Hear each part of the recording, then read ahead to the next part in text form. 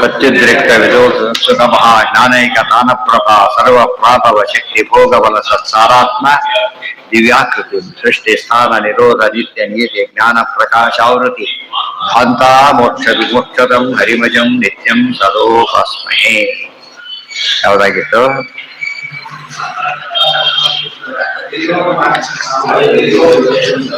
ಎಲ್ಲಿತ್ತಿದೆ?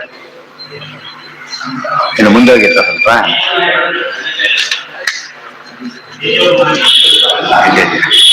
ತೇಜೋಮಾನಿ ಅಲ್ಲ, ಇದೆಲ್ಲ ದೇವತೆಗಳು ಯಾರು ಇದೆಲ್ಲ ಹೇಳ್ತಾ ಬಂದಿದ್ರು. ಆ ಲಿಸ್ಟ್ ಹೋಗ್ತಾ ಇದ್ವಿ, ಆಯ್ತಾ? ತಾರತಮ್ಯ ಹೇಳ್ತಾ ಇದ್ರು. ನಾಮಾದಿ ವಾಯುವಂತ ಅದಿಷ್ಟು ಬರ್ತಾ ಇದೆ. ಕೆಲವೆಲ್ಲ ಹೇಳಿದ್ರಾಗಲೇ, ಮುಂದೆ ಓದ್ಬೇಕಲ್ಲ ಅಷ್ಟೇ.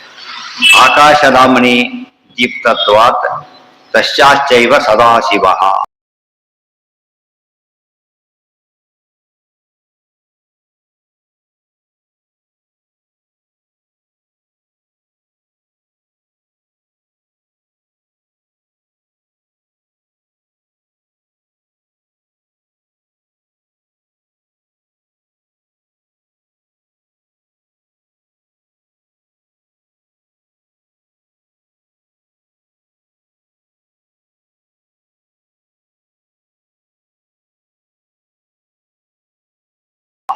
ಮುಂದೆ ತೇಜೋಹಿಮಾನಿನಿ ತನ್ನಾಮ ಯಾರೋ ಹಿ ಓಜಃ ಇತಿ ರೀತಿ.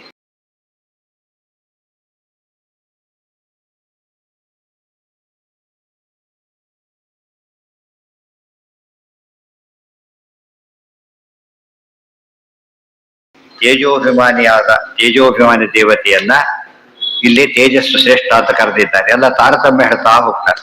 ಎಲ್ಲಿಂದ ಶುರು ಮಾಡಿದ್ದಾರೆ? ಫಸ್ಟ್ಗೆ ಉಷಾ ಇಂದ ಶುರು ಮಾಡಿ ಅಲ್ಲಿ ಒಬ್ಬ ಮೇಲ್ ಹೋಗ್ತಾ ಹೇಳ್ತಾ ಹೋಗ್ತಾರೆ.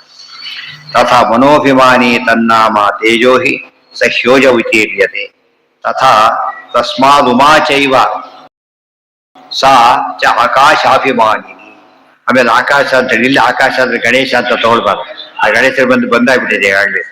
ಇಲ್ಲಿ ಆಕಾಶ ಕಾತನ ತಾಯಿ ಉಮಾದೇವಿ ಆ ಅರ್ಥ ತಗೋಬೇಕು ಹೊರತು ಗಣೇಶ ಅಂತ ಮಾಡಿ ವಾಪಸ್ ಹೋಗ್ಬಿಡುತ್ತಲ್ಲ, ತಾರತಮ್ಯ ಕೆಟ್ಟೋಗ್ಬಿಡುತ್ತೆ. ಅವ್ರಿಗೆ ಹೆಸರು ಬರುತ್ತಾ ಅಂತ ಪ್ರಶ್ನೆ. ಆಕಾಶ ಅಂತ ಹೇಳ್ಬಹುದಾ? ಮಗನೇ ಆಕಾಶ ಮೇಲೆ ದೇವತೆ ಆದಾಗ ಅವರೇನಾಗಿರ್ತಾರೆ? ಇನ್ನು ಜಾಸ್ತಿಯಾಗಿ ಆಗಿರ್ತಾರೆ. ಬರೀ ಆಗಿರೋದು ಇನ್ನು ಜಾಸ್ತಿ ಆಗಿರ್ತಾರೆ. ಆದ್ರಿಂದ ದೋಷ ಇಲ್ಲ. ಆಕಾಶ ನಾಮ್ನಿ ದೀಪ್ತತ್ವ ತಶ್ಚಾಶ್ಚೈವ ಸದಾಶ. ಅವ್ರ ಮೇಲೆ ಯಾರಿದ್ದಾರೆ?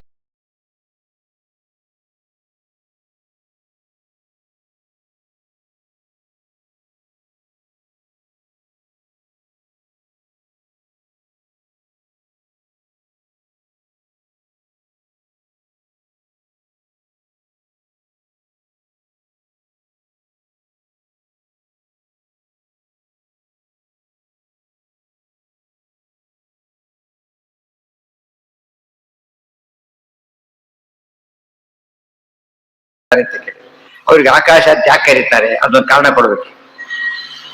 ಉಮಾದೇವಿಗೆ ಆಕಾಶ ಅಂತ ಯಾಕೆ ಕರಿಬೇಕು?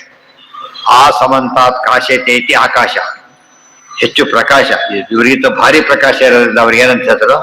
ಆಕಾಶ ಅಂತ ಕರೀತಾರೆ. ಅವರಿಗಿಂತ ಶ್ರೇಷ್ಠ ಯಾರು? ಸದಾಶಿವ, ರುದ್ರದೇವ.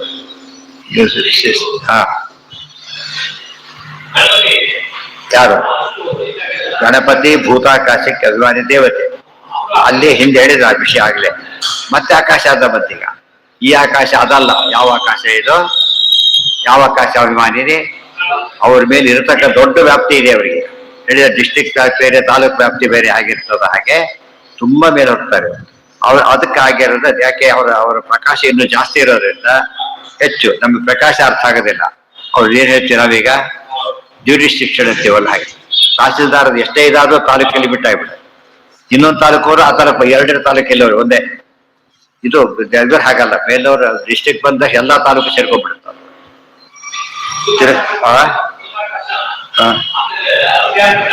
ಅದು ಮಹಾಲಕ್ಷ್ಮಿ. ಅದು ಇವ್ರು ಯಾರು ಅಲ್ಲ, ಮಹಾಲಕ್ಷ್ಮಿ ಅದು.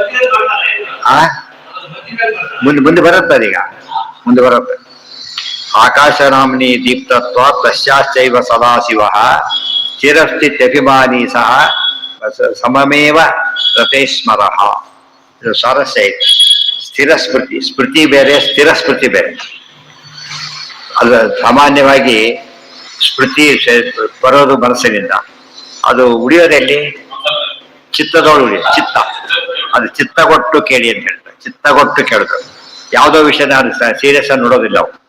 ಭಾಳ ಮುಖ್ಯವಾದನ್ನ ಏನ್ ಮಾಡ್ತೇವೆ ಅವಾಗ ಗಮನಿಸ್ಕೊಟ್ಟು ಅದನ್ನ ಜ್ಞಾಪಕ ಇಟ್ಕೊಳ್ತೇವೆ ಹಾಗೆ. ಗೊತ್ತಾಯ್ತಾ? ಕೆಲವು ಸ್ಮೃತಿ ಇವತ್ತು ಟಿಕೆಟ್ ಇದೆ, ಬಸ್ ಜರ್ನಿ ಮುಗಿದೋಯ್ತು ಕತೆ, ಮತ್ತೆ ಎಂದು ಅವೆಲ್ಲ ನೆನಪೇಕಿಲ್ಲ ನಮಗೆ, ಕೆಲಸ ಮುಗಿದೋಯ್ತು ಅಷ್ಟೇ. ಕೆಲವು ಹಾಗಲ್ಲ, ಏನಿರ್ಬೇಕದು ಯಾವಾಗಲೂ ಜ್ಞಾಪಕ ಇರ್ಬೇಕು. ಇವ್ರ ತಂದೆ ತಾಯಿ ಎಲ್ಲ ಮುಳ್ಳು ಜ್ಞಾನ ಬಿಟ್ಟು ಹೋಗೋದಿಲ್ಲ. ಕೆಲವು ಟ್ರಾನ್ಸ್ಫರ್ ಆದ್ರೆ ಆಫೀಸರ್ ಹೆಸರುಗಳು ಮಾಡ್ಕೊಳ್ತಾರೆ. ಎಷ್ಟೋ ಸಲ ಸರ್ವಿಸ್ ಮಾಡಿರ್ತಾರೆ 3-4 ವರ್ಷ, ತುಂಬಾ ದಿವಸ ಆಮೇಲೆ ಯಾರೋ ಒಬ್ರು ಹೆಸರು ಬರ್ಸೋಗಿದ್ದೀವಿ ಅಂತ ಹೇಳ್ತಾರೆ. ಅಲ್ಲಿ ದಿವಸ ಸಾರಂತ ಹೋಗಿರ್ತಾರೆ, ಹೆಸರು ಬರ್ಸ್ಬಿಟ್ಟಿರ್ತಾರೆ. ಕೆಲವರು ಮರೆಯೋದಿಲ್ಲ. ಯಾಕೆಂದ್ರೆ ಅದಕ್ಕೆ ಸ್ಮೃತಿ 2 ವಿಧ. ಅಸ್ಥಿರ ಅಂದ್ರೆ ಟೆಂಪರರಿ ಸ್ಮರಣೆ ಬೇರೆ, ಅಂಗಡಿ ಹೋಗಿ ಅವತ್ತೇ ಮಟ್ಟಿಗೆ ಜ್ಞಾಪಕ ಇರುತ್ತೆ ಅಷ್ಟೇ, ಆಮೇಲೆ ಬಿಟ್ಬಿಡ್ತಾರೆ. ತುಂಬಾ ಡಿಲೀಟ್ ಮಾಡಕ್ ಮಾಡ್ತಾರೆ. ಕೆಲವು ಡಿಲೀಟ್ ಮಾಡಕ್ ಬರೋದಿಲ್ಲ. ಆ ಸ್ಮೃತಿಗೆ ರುದ್ರದೇವರು ಅಭಿಮಾನಿ ದೇವತೆಗಳು, ಈ ಸ್ಮೃತಿಗೆ ಪಾರ್ವತಿ ದೇವಿ, ಆ ಸ್ಮೃತಿಗೆ ರುದ್ರದೇವರು. ಅದು ಮೇಲವ್ರು ಹೋಗ್ತವ್ರ ಪೌರು ಜಾಸ್ತಿ ಆಗ್ಬೇಕಲ್ಲ. ಸ್ಥಿರ ಸ್ಮೃತಿ ಬರ್ಬೇಕಾದ್ರೆ ಏನಿರ್ಬೇಕದು? ಅನುಗ್ರಹ ಬೇಕು.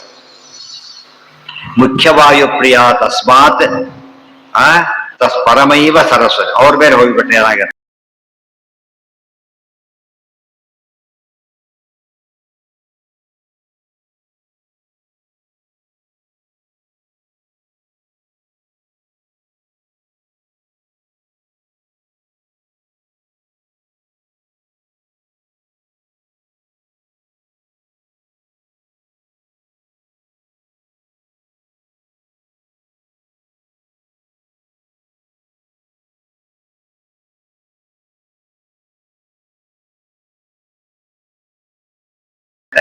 ಸರಸ್ವತಿ ಭಾರತಿ ಬರ್ತಾರೆ, ಅವೆಲ್ಲ ಬರುತ್ತೆ. ಅದು ನಾಳೆ ಸರಸ್ವತಿ ಭಾರತಿ. ಅವ್ರು ಬ್ರಹ್ಮವಾಯುಗಳು, ಅವ್ರ ದೇವರ ಹತ್ರ ಅವ್ರ ಮೇಲೆ ಯಾರಂತ ಕೇಳಬೇಡಿ ಅಂತ ಹೇಳ್ತಾರೆ.